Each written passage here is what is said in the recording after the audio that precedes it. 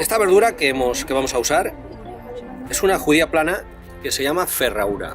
Es lo mejorcito de lo mejorcito para la paella valenciana. Junto con el rochet, que es otro tipo también de judía, que aquí la única diferencia que hay es que tiene un sabor diferente porque lleva aquí estos pigmentos de color rojo.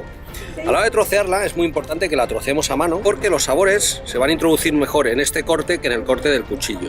¿Cómo de grandes? Pues como mucho tienen que ser no más grandes de lo que quepa una cuchara. ¿Cuánta judía? 70-75 gramos por ración. Más no es necesario, menos no va a tener el equilibrio que tiene que tener la paella con el resto de ingredientes. Si vamos a hacer la paella para 10, pues aquí tenemos 720-725 gramos de ferradura.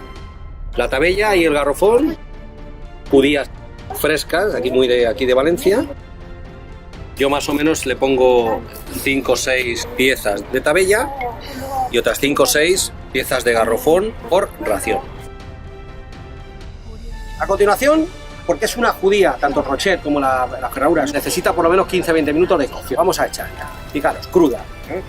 Esto es cosa de mi maestro, Juan Carlos Galvis, que ya le dije que nunca más volvería a sofreír nunca la verdura. El resultado es espectacular.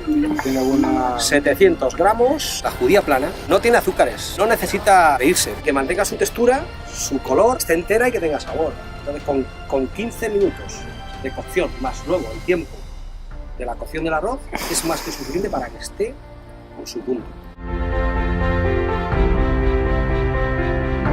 Audio Jungle.